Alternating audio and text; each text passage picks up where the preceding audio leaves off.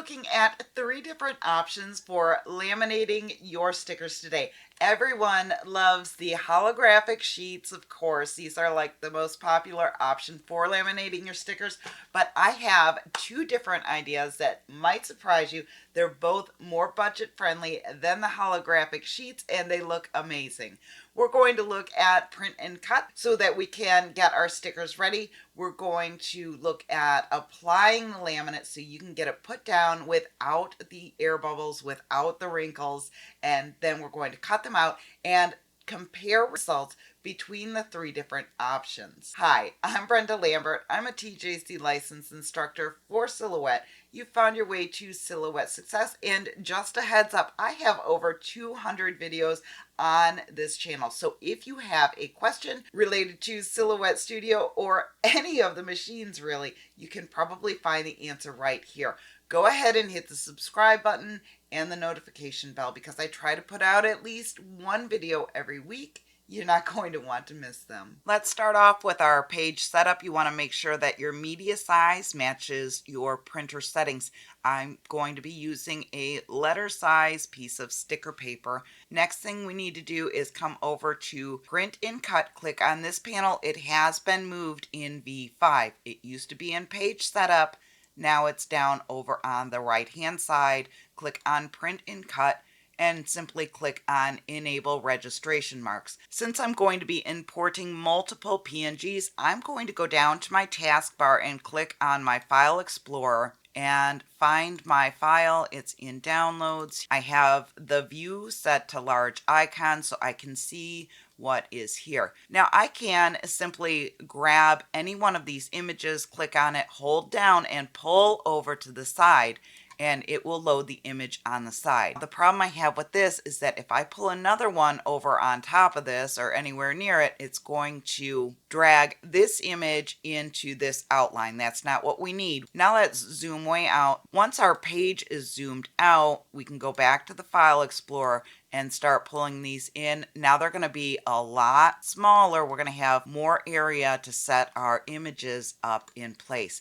And I'm simply dragging and dropping. You can move your window up out of the way if you need more room. Unfortunately, you cannot select all of them at one time and drag them on. That does not work. So it's a little bit of a process, but it's faster and easier than trying to do file and merge for each and every one. Okay, now we have all 20 images on our design page. I'm going to go up to this button here. This is select all. When I click on this, each one of those PNGs has been selected, and I am going to center them, grab any one of these corner bounding boxes and just drag that in until they are small enough to work with. Now we can click on center to page. That's going to put that right on our mat, and we can fit our design mat back to the window and start working with things. Now you just set everything in place, get it organized, and once they are distributed the way you want them, you can adjust the size further by selecting all of them and either shrinking them down or enlarging them. Now this is the page that I ended up with here. I have all of my images set in place, scaled down to size so that they fit. When I make my print and cut, when I know that I'm going to laminate them, I like to keep the hatched areas completely clear, meaning I'm not going to cut in them, I'm not going to print in them. If you print in them, it's going to throw the reading of the registration marks off and your cut is not going to align properly. But I do it this way because this keeps the laminate out of the hatched areas as well, and that glare is not going to affect the reading of the registration marks.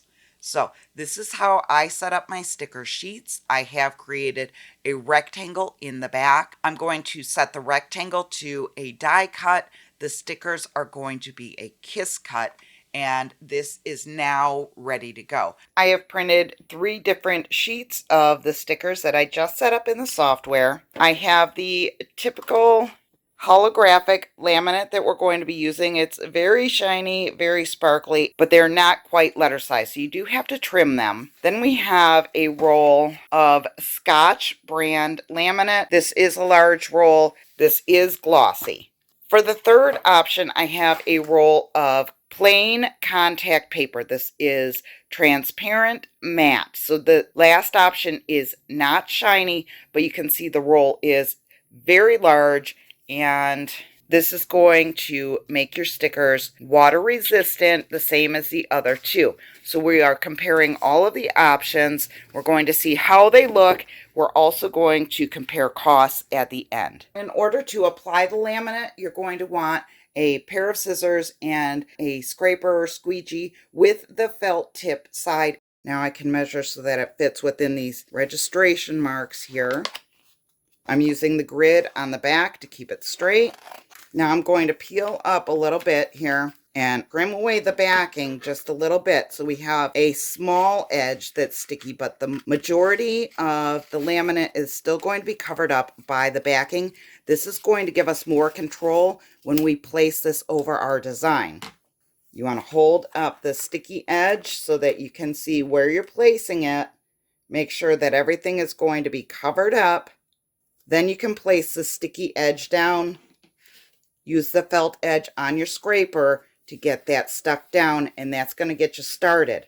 Now we're going to flip this over, and the backing is going to start to come up. We want to press from this side with the felt edge and force that backing out of there and smooth it down as we go along. And this is going to keep it bubble free. It's going to get it set down real nice on top of our sticker sheet. After that, you just make sure it's all set in place. No air bubbles. Now these are perfectly laminated, and we can move on to cutting out our sticker sheet. Once you have your stickers on your mat and the mat loaded into the machine, you can press send. It's going to go through and read these registration marks. It's going to tap to adjust and then cut out the rectangle, and then it's going to move on to cutting the stickers. These settings can be adjusted in the software in the line style panel. You can have it cut the stickers out first and then the rectangle if that's what you'd like to do. I did end up using the same settings for all three of these laminates. For the die cut, I had a blade depth of 10, 2 passes, a force of 23, and a speed of 8. For the kiss cut, I went with a blade depth of 6, 1 pass, force of 14, and a speed of 8. I do have all three sticker sheets cut out now. This one is the holographic laminate sheets. You can see all of that sparkle and shine there. It does really make the colors pop in the stickers. These holographic laminate sheets go for $9.99 on Amazon for 36 sheets. That breaks down to about 28 cents per sheet. It is good quality. I use these all the time, and I will put a link in the description for all of these laminate options. Next, we have the Scotch brand laminate. This is a glossy finish. It's not as shiny as the laminate sheets, but it does still add quite a bit of shine to the stickers. The Scotch brand laminate comes in a roll that is 16 inches by 10 feet long, so you get quite a bit of use out of this if you're using it to laminate your stickers. These rolls run for $21.97 on Amazon. And the last option is the Contact brand matte clear covering.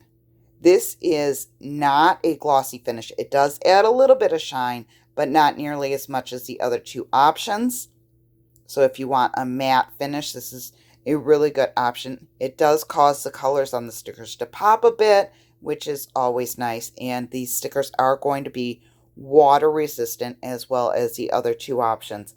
Now on Amazon, the contact paper goes for $14.98 for a 2-pack. You're going to get 2 rolls that are 18 inches wide by 16 feet long.